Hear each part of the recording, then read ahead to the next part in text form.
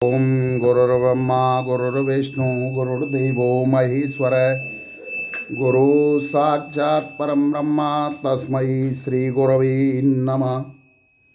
अखंडमंडलाकारं व्याप्तं येन चराचरं तत्पदं दर्शितं येन तस्मै श्री गुरवे नमः। ओम श्रीमन्महागणाधिपति नमः, दुर्गादेव्यै नमः, लक्ष्मीनारायणाभ्यां नमः, उमामहेश्वराभ्यां नमः, वाणीहणगवाभ्यां नमः, शचीपुरंद्राभ्यां नमः, मातृपेक्षणकमलेभ्यो नमः, इष्टदेवताभ्यो नमः, ग्रामदेवताभ्यो नमः, कुलदेवताभ्यो नमः, वास्तुदेवताभ्यो नमः, स्थानदेवताभ्यो नमः, सर्वेभ्यो देवेभ्यो नमः, सर्वेभ्यो ब्राह्मणेभ्यो नमः। ओम सिद्धि बुद्धि सहिताय श्रीमन्महागणाधिपते नमः। ओम मंगलम भगवान विष्णु, मंगलम गरुड़ध्वज, मंगलम पुंडरीकाक्षे, मंगलाय स्तनोहरि। ओम श्रीमन्महागणाधिपते नमः, लक्ष्मीनारायणाभ्यां नमः, उमामहेश्वराभ्यां नमः, वाणीहणगवाभ्यां नमः। बोलो आनंद कंद भगवान की जय, बोलो एकासी माता की जय।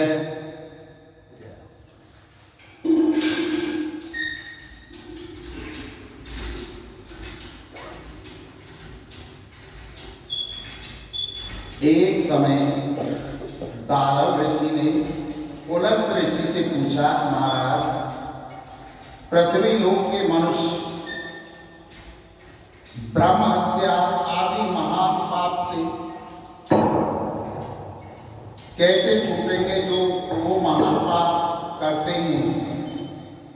पराये धन की चोरी और दूसरे की उन्नति देखकर ईर्ष्या करते हैं, साथ ही अनेक प्रकार के व्यसनों में फंसे रहते हैं, फिर भी उनको नरक प्राप्ति नहीं होता।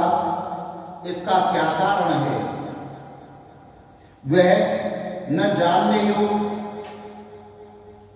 कौन सा दान पुण्य करते हैं जिससे उनके पाप नष्ट हो जाते हैं? यह सब कृपा पूर्वक कहिए। पुलस्त मुनि बोले कि हे महाभाग, आपने मुझसे अत्यंत गंभीर प्रश्न पूछा है।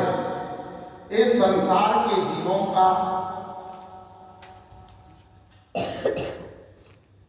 अनंत भला होगा, इस भेदभाव को ब्रह्मा विष्णु रुद्र तथा इंद्र आदि भी नहीं जानते, परंतु मैं आपको यह गुप्त तत्व अवश्य बतलाऊंगा। माघ माह के चलते ही मनुष्य को स्नान आदि करके शुद्ध रहना चाहिए और इंद्रियों को वश में करके काम क्रोध लोभ मोह अहंकार ईर्षा द्वेष आदि का त्याग करके भगवान का ध्यान करना चाहिए, स्मरण करना चाहिए। पुष्य नक्षत्र में गोबर कपास तेल मिलाकर के उनके कंडे बनाने चाहिए और उन कंडों से 108 बार हवन करना चाहिए। और उस दिन मूल नक्षत्र और एकादशी तिथि हो तो अच्छे पुण्य देने वाले नियमों को ग्रहण करें। स्नान आदि नित्य क्रिया से निवृत्त होकर के सब देवताओं के देव और भगवान का पूजन करना चाहिए। एकादशी का व्रत धारण करके रात्रि जागरण करना चाहिए। दूसरे दिन धूप दीप नैवेद्य आदि से भगवान का पूजन करके खिचड़ी का भोग लगाना चाहिए। तत्पश्चात पेठा नारियल सीताफल सुपारी सहित अर्घ देना चाहिए और स्तुति करनी चाहिए कि हे भगवान, आप दीनों को शरण देने वाले ही इस संसार सागर में फंसे हुए का आप उद्धार करने वाले हैं।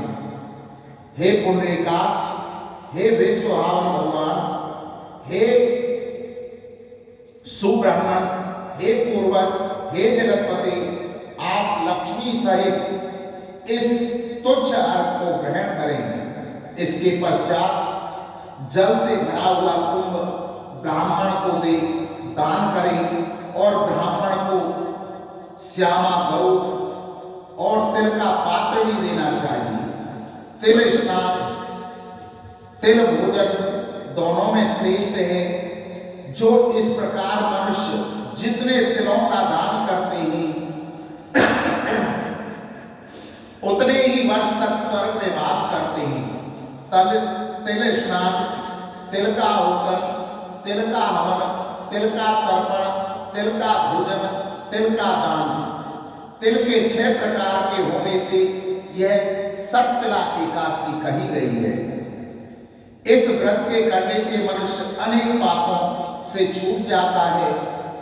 इतनी कथा कहकर पुलस्त ऋषि कहने लगे, अब मैं इस सततिला कथा की महात्म को तुमसे कहता हूं। एक समय नारद जी ने भगवान विष्णु जी से यही प्रश्न किया था और भगवान ने जो सततिला एकादशी का महात्म नारद जी से कहा सो मैं तुमसे कहता हूं। नारद जी कहने लगे, भगवान सततिला एकादशी का क्या पुण्य होता है और इसका क्या महत्व है और इसकी क्या कथा है। भगवान कहने लगे कि हे नारद, मैं तुमसे आंखों देखी सत्य घटना कहता हूं, तुम ध्यान पूर्वक सुनो। प्राचीन समय में मृत्यु लोक में एक ब्राह्मणी रहती थी। वह सदैव व्रत किया करती थी। इससे उसका शरीर अत्यंत दुर्बल हो गया। यद्यपि वह अत्यंत बुद्धिमान थी, फिर भी उसने कभी देवता या ब्राह्मण को अन्न नहीं दिया, धन का दान नहीं किया। मैंने सोचा कि ब्राह्मणी ने व्रत आदि से अपने शरीर को शुद्ध कर लिया है, अब इसको विष्णु लोक तो मिल जाएगा, परंतु इसने कभी अन्न का दान नहीं किया, इसलिए इसकी तृप्ति होना कठिन है। ऐसा सोचकर मैं एक भिखारी बनकर के मृत्यु लोक पर उस ब्राह्मणी के पास गया और उससे भिक्षा मांगने लगा। तब ब्राह्मणी बोली, महाराज आप यहाँ किस लिए आए हो? मैंने कहा मुझे भिक्षा चाहिए। इस पर उसने एक मिट्टी का डेला मेरे पात्र में डाल दिया। मैं उस मिट्टी के डेले को ही लेकर स्वर्ग लौट आया। कुछ समय पश्चात में ब्राह्मणी भी शरीर त्याग कर स्वर्ग में आई। उस ब्राह्मणी को मिट्टी का दान करने से बहुत सुंदर महल मिला, परंतु उस महल के अंदर, उस घर के अंदर अन्न आदि कुछ भी नहीं था, शून्य था, कोई सामग्री नहीं थी। घबरा कर वह मेरे पास आई और कहने लगी, हे भगवान, मैंने अनेकों व्रत आदि से आपकी पूजा की, परंतु फिर भी मेरा घर अन्न आदि सब वस्तुओं से शून्य है, इसका क्या कारण है? मैंने कहा, तुम पहले अपने घर जाओ, वहां देवताओं की स्त्रियां तुम्हें देखने के लिए आएंगी। पहले उनसे सततिला एकादशी का कथा सुनना, उसका पुण्य सुनना और उसकी विधि सुनना, तो तुम्हारा उद्धार होगा। मेरे वचन सुनकर वे अपने घर गई। जब देव स्त्रियां आईं और उन्होंने ब्राह्मणी से द्वार खोलने के लिए कहा, तो ब्राह्मणी बोली कि आप मुझे देखने के लिए आई हैं, परंतु मैं दरवाजा जब खोलूंगी, पहले मुझे सततिला एकादशी का महात्म कहिए। उनमें से एक देव स्त्री कहने लगी कि मैं कहती हूं। जब ब्राह्मणी ने सततिला एकादशी का महात्म सुन लिया, तब उसने द्वार खोला। देवांगनाओं ने उसे देखा कि न तो है गंधर्वी न आसुरी, वरन पहले जैसी मानसी है। उस ब्राह्मणी ने भी उनके कथा अनुसार शर्तला एकादशी का व्रत किया। इसके प्रभाव से वह अत्यंत सुंदर और रूपवती हो गई तथा उसका घर अन्न आदि समस्त सामग्रियों से युक्त हो गया। अतः जो मनुष्य मूर्खता से शर्तला एकादशी का व्रत नहीं करते, दान नहीं करते, वे पापी होते हैं। इसलिए शर्तला एकादशी का व्रत करना चाहिए, दान करना चाहिए। इससे दुर्भाग्य, दरिद्रता तथा अनेक प्रकार के कष्ट दूर होते हैं। व्रत करने वालों को मोक्ष प्राप्त होता है। जय जय श्री माघ कृष्णा शर्तला एकादशी संपूर्ण गुरु श्री हरि ओम नमः। गुरु आनंद कंद भगवान की जय। अगर कोई व्यक्ति किसी कारणवश या बीमारीवश एकादशी का व्रत न कर पाए तो केवल एकादशियों का उच्चारण करने से भी उसको उसी फल की प्राप्ति होती है जिसका पुराणों में वर्णन है। एक समय नैमिषारण्य में पुराणों की कथाओं को सुनने के निमित्त 88,000 ऋषि मुनि बैठे हुए थे और उन्होंने श्री सूत जी से प्रश्न किया कि हे सूत जी महाराज, आने वाले युग में प्राणियों का उद्धार कैसे होगा? उनके इस प्रश्न का उत्तर देने के लिए श्री वेद व्यास जी के शिष्य श्री सूत जी ने कहा, जो सब पुराणों की कथा है और अपने गुरु की कृपा से मैंने भली भांति जानी है, उसे कहता हूं। एक वर्ष के अंदर 12 महीने होते हैं और 12 महीनों में 24 एकादशियां होती हैं। जिस वर्ष लौन का महीना पड़ जाता है उस वर्ष 2 एकादशियां और बढ़ जाती हैं। इस प्रकार कुल 26 एकादशियां होती हैं। इनके उच्चारण मात्र से ही सर्व पाप नष्ट हो जाते हैं। उत्पन्ना, मोक्षदा, शर्तला, जया, विजया, पुत्रदा, आमर्ती, पाप मोचनी, कामदा, वरुथनी, मोहिनी, अपरा, निर्जला, योगिनी, देवसेनी, कामिका, पुत्रदा, अजा, परवर्तनी, इंद्रा, पाशाकुशा, रमा, देवोत्थायनी। ये 12 महीनों की 24 एकादशियों के नाम हैं। पद्मिनी और परमा, ये 2 एकादशियां और होती हैं। इनका उच्चारण करने से इनके फल की प्राप्ति होती है।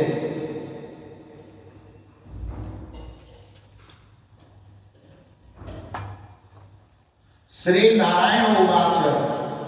नारायण जी कहते हैं कि हे लक्ष्मी, अब मैं तुम्हें 18वें अध्याय का महात्म सुनाता हूं। एक बार इंद्र अपनी सभा लगाए बैठा था। जैसे सब नदियों में गंगा जी श्रेष्ठ हैं, सब क्षेत्रों में हरिद्वार, सब तीर्थों में प्रयागराज, सब पर्वतों में कैलाश पर्वत, सब ऋषियों में नारद, सब कवों में कपिला कामधेनु, तैसे ही सब अध्यायों में गीता जी का 18वां अध्याय श्रेष्ठ है, जिसका फल स्वरूप देवलोक में सुमेर पर्वत पर इंद्र अपनी सभा लगाए बैठा था। उर्वशी नृत्य कर रही थी, बड़ी प्रसन्नता में बैठे थे। इतने में एक चतुर्भुज रूपधारी को पार्षद लाए और सब देवताओं के सामने इंद्र से कहा, तू उठ, इनको बैठने दे। यह सुनकर इंद्र ने प्रणाम किया। उसने तेजस्वी को बिठा दिया। इंद्र ने अपने गुरु बृहस्पति जी से पूछा, गुरु जी, तुम त्रिकालदर्शी हो, देखो इसने कौन सा पुण्य किया है जिससे यह इंद्रासन का अधिकारी हुआ। मेरे जानने में इसने कोई पुण्य व्रत दान नहीं किया, विशेष मंदिर ठाकुर नहीं बनवाया, तालाब में कूप नहीं लगवाया, किसी को अभय दान नहीं दिया, देवगुरु बृहस्पति जी ने कहा कि चलो नारायण जी के पास चलते हैं और उनसे पूछेंगे। तब तो राजा इंद्र, बृहस्पति, ब्रह्मादिक सब देवता नारायण जी के पास गए और जाकर के दंडवत प्रार्थना पूर्वक कहा कि हे स्वामी, दास साहेब भक्त रक्षक, आपके 4 पार्षदों ने एक चतुर्भुज तेजस्वी को लाकर के मेरे सामने खड़ा कर दिया और मुझसे कहा इंद्र आसन से खड़े हो और इसको बैठने दे। मैंने उसे बैठा दिया। मैं नहीं जानता उसने कौन सा पुण्य किया है। जब मैंने कई अश्वमेध यज्ञ किए तब आपने मुझे इंद्र आसन का अधिकारी किया। उसने एक भी अश्वमेध यज्ञ नहीं किया है, मुझे आश्चर्य है। तब श्री नारायण जी ने कहा कि हे राजेंद्र, तू डर मत, अपना राज्य कर। इसने बड़ा गुण उत्तम पुण्य किया है। इसका नियम था प्रतिदिन स्नान करके गीता जी के 18वें अध्याय का पाठ किया करता था। इसके मन में भोगों की तृष्णा रहती थी। जब इसने देह छोड़ी तब मैंने आज्ञा की कि हे पार्षदों, जाओ पहले इसको इंद्रलोक भोगने दो। जब इसका मनोरथ पूर्ण हो जाए तब मेरी सायं मुक्ति को पहुंचाना। तुम जाकर भोगों की सामग्री जमा कर दो। तब राजा इंद्र और सब देवताओं ने जाकर सब वस्तुएं भोगों की एकत्रित कर दी और कहा कि इंद्रलोक के सुख हो। कुछ काल इंद्रपुरी के सुख भोग कर फिर वे श्री नारायण जी की कृपा से सायं मुक्ति देकर वैकुंठ का अधिकारी किया। श्री नारायण जी कहते हैं कि हे लक्ष्मी और श्री शिव जी कहते हैं कि हे पार्वती, यह 18वें अध्याय का महात्म्य है जो तुमने श्रवण किया। जय जय श्री पद्म पुराणे सतीश्वर संवादे उत्तराखंडे गीता महात्म नामे 18वां अध्याय संपूर्ण पुरो श्री हरि ओम नमः। ओम जय गीता माता, जय गीता माता, सुख करणी दुख हरणी तुमको जग ज्ञाता। ओम जय गीता माता, ममता हो अज्ञान कुछ में नाश करे, सत्य ज्ञान का मन में तू प्रकाश करे। ओम जय गीता माता, शरण तेरी जो आवे तेरे मत ग्रहण करे, पाप ताप मिट जावे निर्भय सिंधु तरे। ओम जय गीता माता, जब अर्जुन रण क्षेत्र में शोका धीर हुआ, कर्तव्य कर्म तज बेटा बहुत मलिन हुआ। ओम जय गीता माता, तब श्री कृष्ण चंद्र के मुख से तुम अवतार लियो, तत्व बात समझा कर उसका उतार कियो। ओम जय गीता माता, शरीर जन्मते मरते आत्मा विनाशी, शरीर को दुख व्यापे आत्मा सुख राशि। ओम जय गीता माता, शरीर की ममता मन से त्याग करो, आप ब्रह्म को चीनो हरि से अनुराग करो। ओम जय गीता माता, जग में ब्रह्म को जानो सबसे प्रीत करो, बैर भाव ममता बस ना अनरित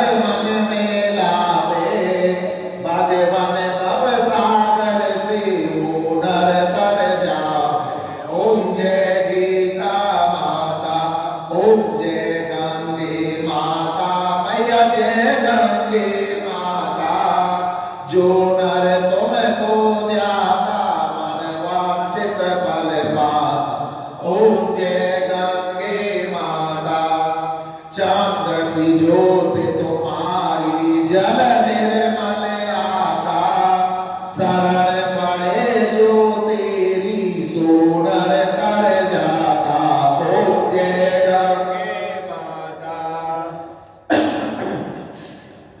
पुत्र सगर की तारी सब जग को ज्ञाता मैया सब जग को ज्ञाता कृपा दृष्टि तुम्हारी तेरे मन सुख दाता ओम जय गंगे माता एक बार जो तेरी शरणागत आता मैया शरणागत आता यम की त्रास मिटाता परम गति पाता ओम जय गंगे माता आरती मात तुम्हारी जो व्यक्ति गाता मैया जो व्यक्ति गाता दास वही सहज में मुक्ति को पाता ओम जय गंगे माता बोलो गंगा मैया की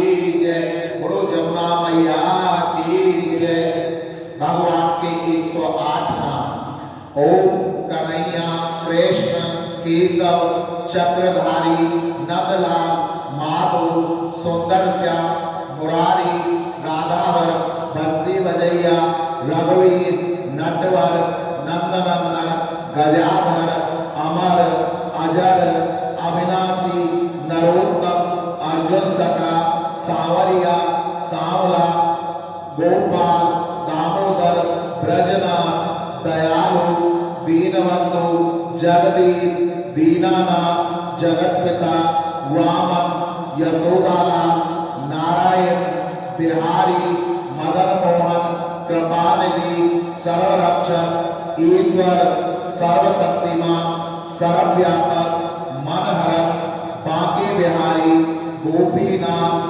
ब्रजवल्लभ गोवर्धनधारी घनश्याम परमानंद पतित पावन ज्योति स्वरूप राधा रमण माधव मधुसूदन रघुपति राम हरि मुरली मनोहर श्याम कल्याणकारी अनंत परमपिता प्रभु परम पवित्र गोसाई भक्तवत्सल वासुदेव परमात्मा दुर्गहर्ता विधाता निरंजन कालीनागनतैया अभय अंतर्यामी सर्वाधार अद्वैत घट के वासी दाता परमेश्वर रमणी निराकार निर्विकार अच्युत न्यायकारी जगतकर्ता त्रिभुवननाथ शंकर विष्णु सत्यनारायण अविनाशी ब्रह्म संहारता पालनकर्ता सच्चित आनंद स्वरूप केशव गोपी वल्लभ राधे श्याम सत्य स्वरूप आनंददाता दयालु अनादि कल्याणकारी विश्वकर्ता पूर्ण परमानंद स्वामी आदि पुरुष गुरु आनंद कंद भगवान की जय गुरु राधा कृष्ण भगवान की जय गुरु श्यावर रामचंद्र की जय गुरु अपने अपने गुरु महाराज की जय गुरु अपने अपने माता पिता की जय जय जय श्री राधे